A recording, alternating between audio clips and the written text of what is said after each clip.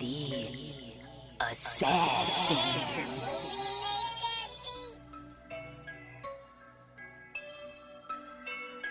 You know I break necks, call me Jack Tate. I have no regrets while your life is fading.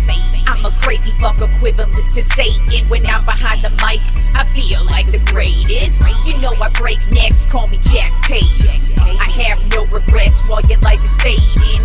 I'm a crazy fuck equivalent to Satan. When I'm behind the mic, I feel like the greatest. What up, y'all? You're listening to Sports Talk with Tropp, and I'm your host, Katie Tropp. Well, hook 'em horns, motherfucker, hook 'em horns, hook 'em horns, hook 'em horns, motherfucker, hook 'em horns. Yeah, we are moving on in the bracket. I bet y'all thought that championship pick of mine was stupid as fuck, but guess what? They still in it, and there's a couple of number one seeds that ain't.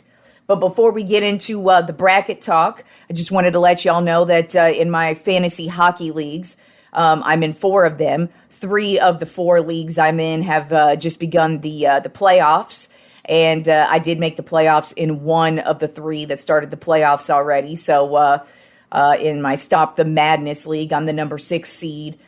Team Knock 'em Out, that's me, versus Chocolate Leclaire. So we'll see if I'm able to move on to the next round. Hopefully am crowned the champion after that, but it's a very difficult league, as most of the fantasy leagues I'm in are. But yeah, let's get, I know y'all cared about that, so let's get into bracket talk. How's everybody's bracket looking? How is your bracket looking? Mine is actually shockingly not too bad. I've got one big-ass period staying across the eastern portion of my bracket because Marquette went down. But other than that, overall, my bracket's looking pretty clean. 3 of the 4 Final Four teams that I picked in my whack-ass, weirdo-ass bracket here are still in it. Half of my championship is still in it, and my national champion pick is still in it. I've actually picked 32 correct picks so far of the 63 in the bracket. So far, not too bad from me. If you want a refresher course, my Final Four I picked is San Diego State University, Texas, UCLA, and Marquette. And Marquette is the only one who was knocked out. My championship picks were Texas and Marquette, so obviously Marquette's done there. And then my championship pick is my Texas fucking Longhorns, bitches, and they looked damn good in this tournament. They kicked ass in round 1 and then played a very close game against Penn State in round 2, but damn, they ran away with it and are looking pretty damn solid right now. But so far, you know, like I said last week before the tournament started, I thought there was going to be some parity in this year's tournament, and so far there's a lot of parity. 2 number 1 seeds are already done for. That's why I didn't pick any number 1 seeds in my Final Four, because they weren't that convincing this year, and so I just kind of felt like we're going to get some random ass national champion, and so far that's par for the course. So let's see what happened in round 2 this weekend. Alabama played Maryland, and Alabama moved on to the Sweet 16. San Diego State played Furman and kicked the crap out of them, and now they've moved on to the Sweet 16. Creighton played Baylor, and Creighton got a big win against Baylor, and they are moving on to the Sweet 16. Then we had Missouri versus Princeton, and Princeton, you know, they are a number 15 seed. And they're also an Ivy League school. Usually the Ivy League schools don't really make any noise in the tournament. Well, guess what? Princeton is making some motherfucking noise. First, they took down Arizona. Then they took down Missouri. And now they are going to the Sweet 16, and they will be playing Creighton in the next round. So that is the south side, yeah, side of the bracket there. Then let's move to the east side of the bracket. Round 2, we had Fairleigh Dickinson versus Florida Atlantic, and Florida Atlantic moved on in that matchup. Then we had Duke versus Tennessee. Tennessee moved on in that matchup. Kentucky versus Kansas State. Kansas State, you know, they started off the game looking real bad. They couldn't knock down a 3 in the ocean, and that's just how bad they were playing yesterday. But then the second half started, And they just really started to turn it on against Kentucky, a damn good team, especially a damn good tournament team. And Kansas State got the win there. Then we had Michigan State versus Marquette. And Michigan State, they just held on to the win. They're one of those teams that always shows up tournament time, and you never want to count them out. And they took it to Marquette yesterday, too. It really wasn't even much of a game. It was a close game, but for the most part, man, Michigan State just rocked them. Then moving to the Midwest side of the bracket, in the second round, we had Houston versus Auburn. Houston has moved on in that matchup. But Auburn made it a close matchup in the first half, but then the second half, Houston just took off, and they ran away with the win there. Then we had Miami versus Indiana, which was also a close game to start, but Miami ran away with that one, so they've moved on to the Sweet 16. Then Pittsburgh versus Xavier. Xavier has moved on to the Sweet 16. And then, like I said, Penn State versus Texas. Texas played a fucking fantastic game against Penn State, and they got the win, and they've moved on to the Sweet 16. Then the west side of the bracket in the second round, we had Kansas versus Arkansas, and Arkansas got the big upset win over the number one seeded Kansas Jayhawks. They are out of it, the two number one seeds, because I already went over the east side of the bracket, but I didn't discuss the matchup because it was in the first round when they lost. The first round they lost to Fairleigh Dickinson. It was Purdue. They lost in the first freaking round, and they were a number one ranked team all year, so it's pretty funny to see that happen. But yeah, two number one seeds went down, and Kansas was one of them, as well as Purdue. So Arkansas moved on to the Sweet 16. Then we had St. Mary's versus UConn. UConn moved on to the Sweet 16. Then we had TCU versus Gonzaga. Ended up being a very close matchup, but Gonzaga got the win, and they've moved on to the Sweet 16. And then the last matchup on the west side of the bracket, Northwestern versus UCLA. UCLA went on to win that matchup and has moved on to the Sweet 16. So our Sweet 16 matchups we have coming up on Thursday and Friday. We have on the south side bracket, we have Alabama versus San Diego State. I actually picked both of those teams to move on to the Sweet 16, and my original pick is San Diego State, and I'm sticking with it. Then Creighton versus Princeton. I did not have either one of those teams on into the bracket. So between those two, I'm definitely going to take Creighton. Even though Princeton's the hot hand right now, at some point they're going to be stopped. And I feel like Creighton's going to go ahead and take care of that in the Sweet 16. Then moving to the east side of the bracket in the Sweet 16, we have Florida Atlantic versus Tennessee. Tennessee, I actually picked them to go to the Sweet 16, and I actually have them going on to the Elite 8. So, of course, I'm going to stick with that pick. Then Kansas State versus Michigan State. I did not pick either one of those teams because I had Marquette. And in this matchup, I'm probably going to go Michigan State just because they're a good tournament team. Then over in the Midwest portion of the bracket in the Sweet 16, we've got Houston versus Miami. I picked both of those teams to move on to the Sweet 16, and I'm going to stick with my original pick of Miami upsetting Houston and moving on to the Elite 8. And then Xavier versus Texas. I actually picked both of those teams to move on to the Sweet 16. And, of course, I've got my Texas Longhorns moving on to the Elite 8. And then the west side of the bracket in the Sweet 16, we have Arkansas versus UConn. I did not pick either one of those teams in the Sweet 16. I had Kansas moving on. But between these two, I'm going to go UConn. UConn kind of seems to be back to where they once were historically, so I'm going to go UConn, even though Arkansas is playing some great basketball right now.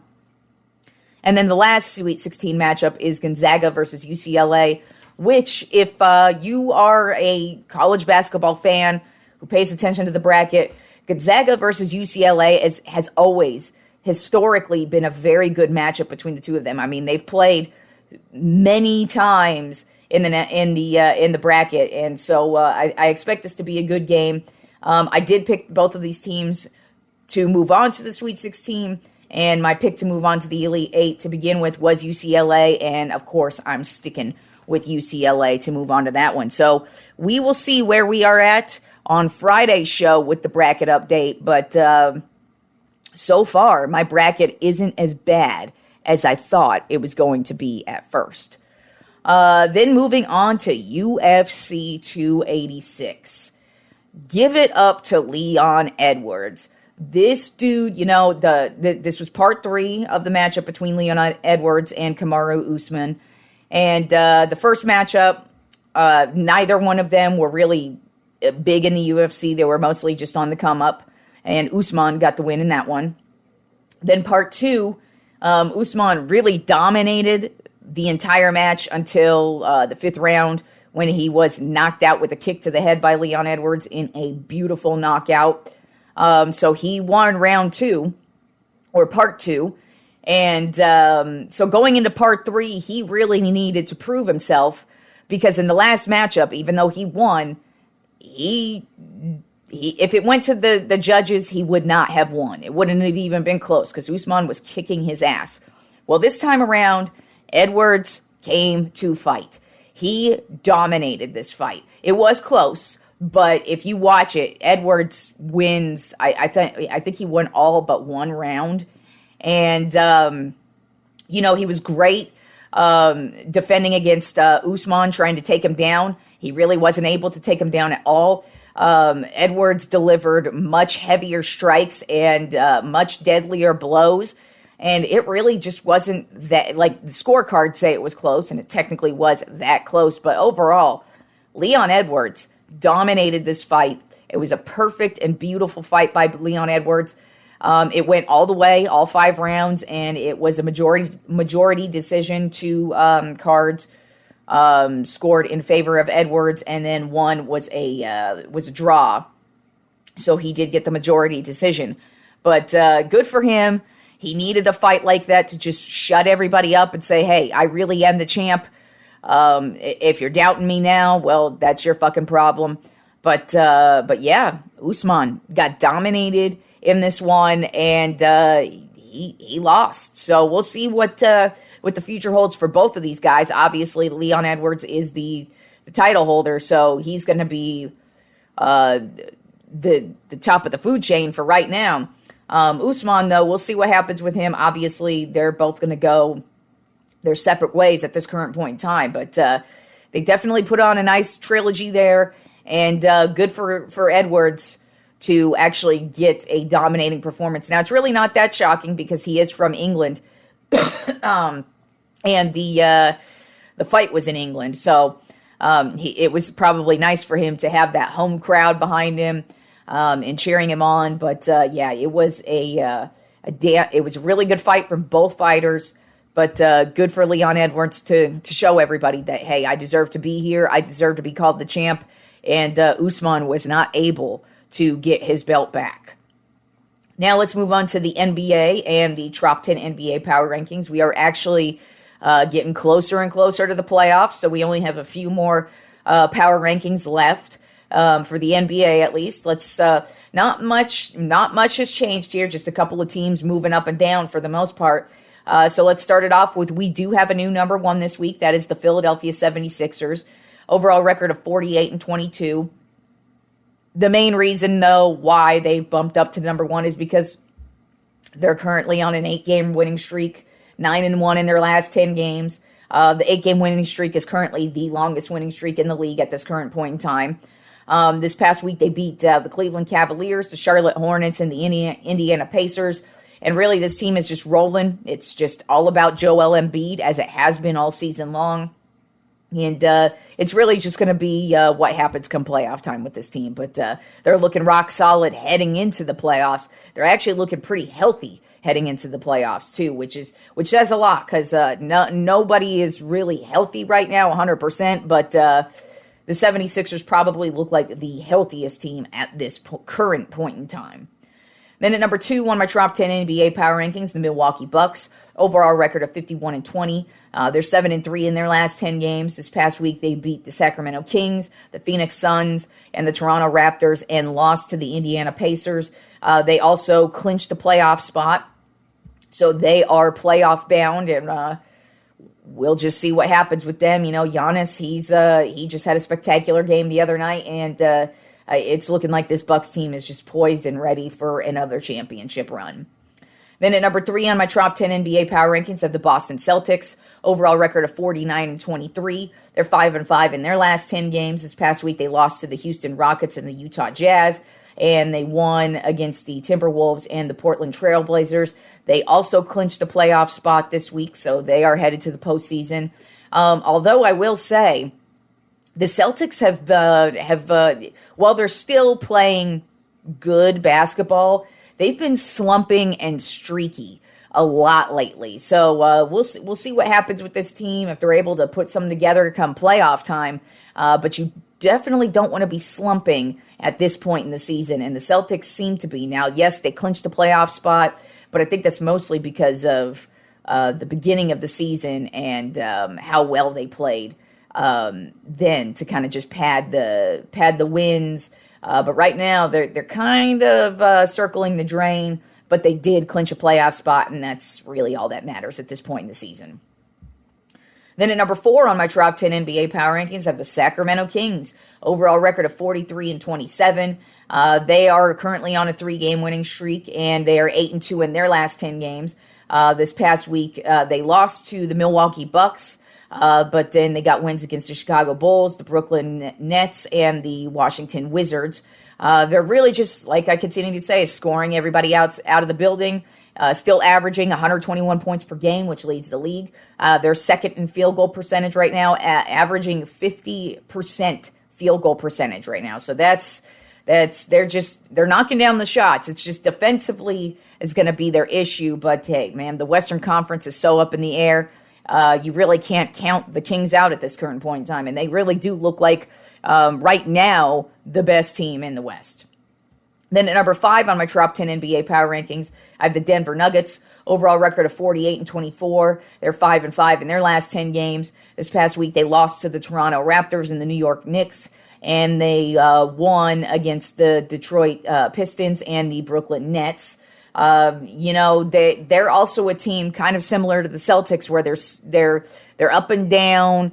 They go through these slumps, and they go on these winning streaks. Jokic, he's been having a phenomenal year, but outside of him, who else is there? And that's really why none of us believe that the Nuggets are an actually championship contender, even though they're the top team out west. But hey, maybe they'll surprise us.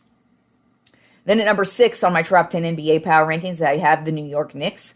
Overall record of 42-30. They're 7-3 in their last 10 games, and they're currently on a 3-game winning streak. This past week, they beat the Portland Trail Blazers and the Denver Nuggets. Right now, they're actually second in the league, averaging 47 rebounds per game, which is just crazy.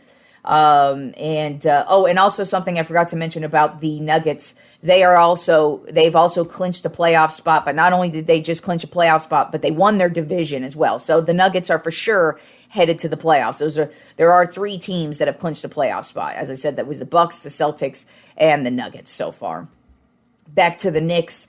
As I said, they're second in the league right now, averaging 47 rebounds per game. They're really just playing solid basketball. I have a feeling they're probably going to fuck up somebody's day during the playoffs. Can't say I believe they're a championship contender, but don't be surprised if you see them fuck up somebody's day in the playoffs. Then at number 7 on my top 10 NBA power rankings of the Cleveland Cavaliers. Overall record of 45-28. They're 7-3 in their last 10 games. This past week, they beat the Charlotte Hornets and the Washington Wizards and lost to the Philadelphia 76ers.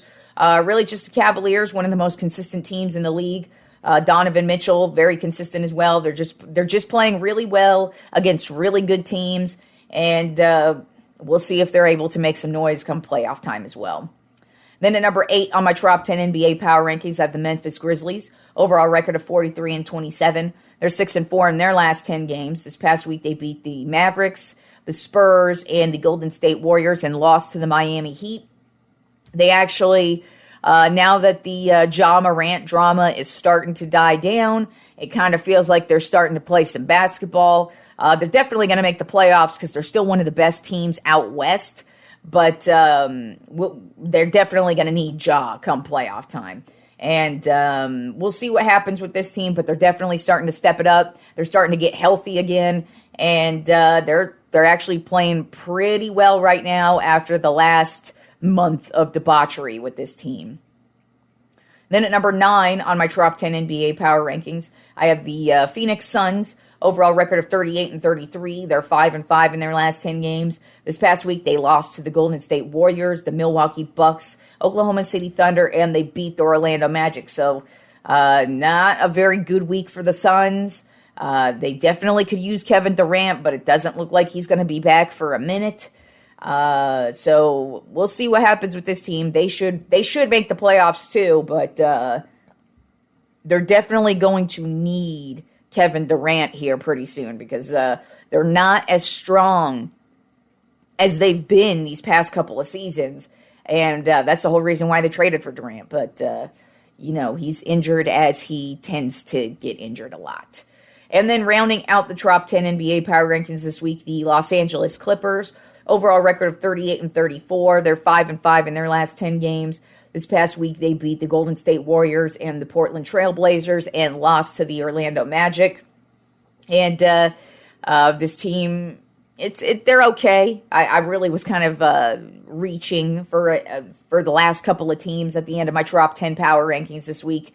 And I just decided to put the Clippers there because they look better than the rest of the teams out there. But they're really not that impressive. Paul George playing pretty well. I noticed I still haven't really heard the name Russell Westbrook since he went there. I know everybody thought he was going to get his revenge on the Lakers. Well, so far, doesn't look like it's a loss for the Lakers trading away good old airball Russell Westbrook. So that is the Tropp 10 NBA power rankings for this week. Now let's move on to my 2023 MLB season predictions. Today's episode, we're going to do the NL East and the AL East teams, as I did the NL West and the AL West in the previous episode. And then, of course, we're going to do the Central Divisions on Friday's episode. So let's start it off with the National League East and who I believe is going to win that division. Now, before I get to who I think is going to win this division, I think once again, because last year this division was nuts. 3 of the best teams, the Braves, the Mets, and the Phillies all resided in this division. The Phillies actually ended up going to the World Series. So this division's really damn good, and I expect it to continue to be really damn good because all 3 of those teams got even better this offseason. So let's start it off with who I think is going to win this division, the NL East. I've got the Atlanta Braves. And that's really just because if you ask me my legit opinion on who I think is the overall best team in the league, just at positions, at just overall roster, can they score runs, defense, pitching, bullpen, closer, I think the Braves have it all. I think they are the best team overall, hands down. Now, I felt that last year too, but it is difficult to repeat, and I mean, it just happens. But they were a damn good team last year, and obviously a damn good team the year before, since they won the World Series 2 years ago. But they did not lose a step this year. I feel like they're the best team overall. I would not be shocked if they win it all, but I definitely think they're going to win their division. They still they've got stacked starting pitching with Fried and Strider. And then you got so many guys here who are going to be scoring so many runs for them with Acuna and Michael Harris and Riley and Albies. There really is not a weakness on this team. You go through the roster, and I just feel like they are head and shoulders above everybody in this league. And, I've got the Braves not only winning this division, but I think the Braves are a good shot at winning the championship this year. Then finishing in second place in the NL East, I have the New York Mets. They made a lot of moves this offseason. I think their biggest move this offseason, of course, was signing Justin Verlander. So their starting pitching, I believe, can go toe-to-toe with the Braves rotation. And that's kind of what I think they were going for when they signed Verlander, because now you've got Verlander and Scherzer once again on the same team, because, they both started out with the Detroit Tigers, and they both had phenomenal seasons with the careers with the Detroit Tigers. And then they, of course, ended up getting traded because the Tigers franchise just started to dwindle, not really competitive anymore. So they decided to see what they could get. Then, of course, Scherzer goes on to have a fantastic career, win a couple more Cy Youngs, and win a World Series with the Washington Nationals, of all teams. Then you've got Verlander, who would eventually get traded to the Houston Astros. He would go on to win 2 World Series with the Houston Astros. And so both of these guys, and he would also go on to win some Cy Youngs as well. So both of these guys are easily 2 of the top pitchers in the league. And while they keep getting older, they still are damn fucking good. I mean, Verlander had a Cy Young season last year. So the Mets, they really stacked up on the pitching. So I really like their starting pitching. And, you still got Alonso. You still have Lindor. You still have Marte. So this team is just stacked.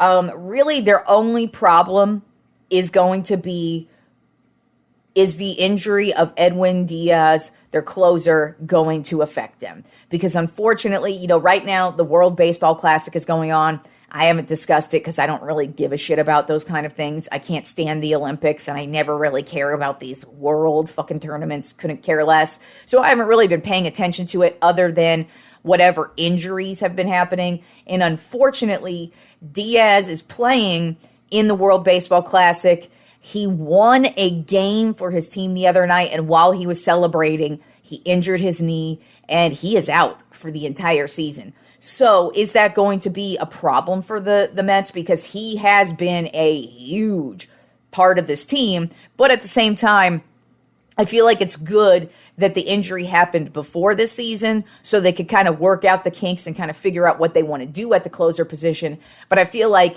as far as weaknesses go, that's probably the biggest weakness for the Mets. But other than that, man, I think the Mets are a stacked team, and I feel like this is going to be a crazy division, and it's going to be a battle between those 2 teams and the team that I've got finishing in 3rd place. That is the Philadelphia Phillies. They added Trey Turner. While I said I'm not watching the World Baseball Classic, dude's been lighting it up. So I have a feeling Turner's going to come right into this baseball season and be lights out. And the Phillies, last year, they were one of the best offensive teams. They got Kyle Schwarber coming off of one of the best seasons of his career. So Turner's just going to add to it. He also adds good defense as well. Now, the problem for the Phillies is going to be Bryce Harper. He is starting the season off injured. I'm not sure how long he's supposed to miss. I know he's supposed to miss at least the first month of the season, so we'll see where he's going to be at.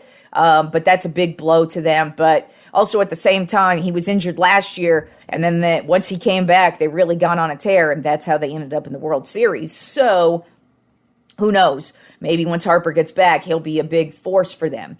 But I just kind of feel like the Phillies starting pitching doesn't stack up well against the Mets or the Braves. And also, I don't think they have the firepower to keep up with them. I feel like the Phillies' biggest weakness is going to be their bullpen. There's a lot of questions about that bullpen.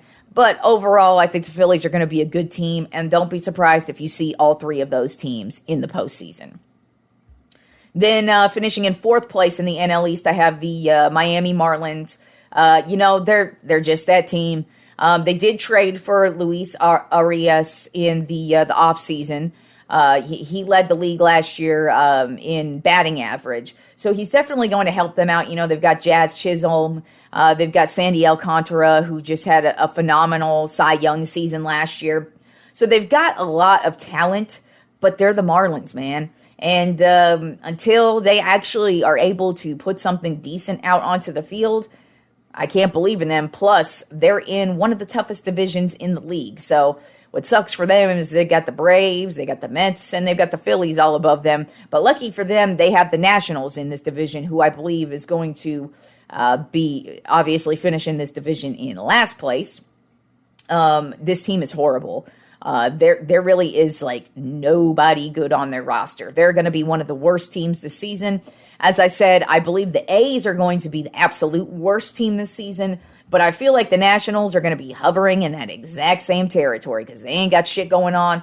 All this team really has of note on their roster is Steven Strasburg, who has literally been injured his entire fucking career since he started. And even if he wasn't injured, that dude ain't carrying the Nationals to a lot of wins. So I expect the Nationals to be one of the worst teams in the league this year.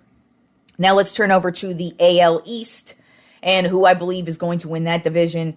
I think it's going to be the New York Yankees. I think the Yankees are going to be one of the best teams in the league this year, and that's because they did exactly what I wanted them to do. My biggest gripe with the Yankees last year is they didn't do shit to really improve their starting pitching. Now they've done it. They added Carlos Rodon, one of the top pitching free agents this offseason. He's going to come in and really complete this starting pitching rotation. They've already got Cole. They already have Cortez coming off of that huge season last year. And then speaking of huge seasons, we've got Aaron Judge, who's coming off of a historic season last year.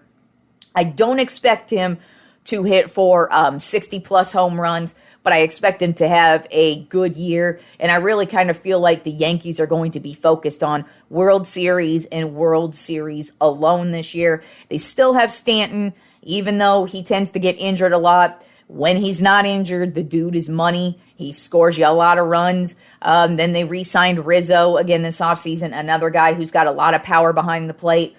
So I really expect the Yankees to have a very, very solid season. I expect them to win. And in my opinion, they're also a World Series frontrunner. And I'd really say their only weakness is at the closer position. And that's really just because I don't really know what's going to happen. I believe their closer is Clay Holmes. So I'm not really sure what his capabilities are.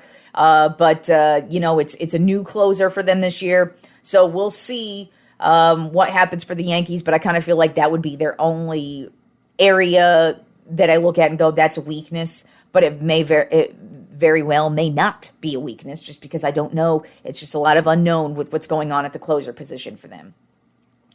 Then I believe the Blue Jays will finish in second place in the AL East. They just seem to be getting better and growing better as a team. They've got a lot of young players. They've got Vlad Guerrero Jr., who's just been lighting up the league since he hit the majors. You've got their catcher who just turned it on last year, Alejandro Kirk. So we'll see what he's able to do this year.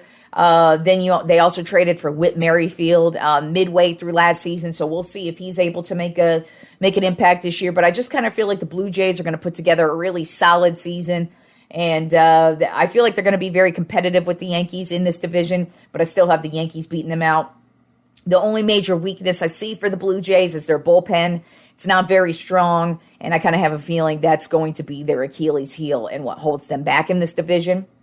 Then I've got the Tampa Bay Rays finishing in third place in the AL East. They do have a lot of young talent, as always. They've got Wander Franco. They've got Arozarena. Then, of course, they're starting pitching. They've got some really solid pitchers in Glass now. And then you had Shane McClanahan last year, who was one of the top pitchers in the league. He did get injured towards the end of the season, so that was real shitty to see how that went down. But they do have a lot of young talent. But the Rays are also one of those teams where, like, once they're out of it, they start trading off that young talent. So we'll see what happens with this team. I expect them to be pretty competitive. I expect them to kind of make some noise in this division, but not really be a World Series contender.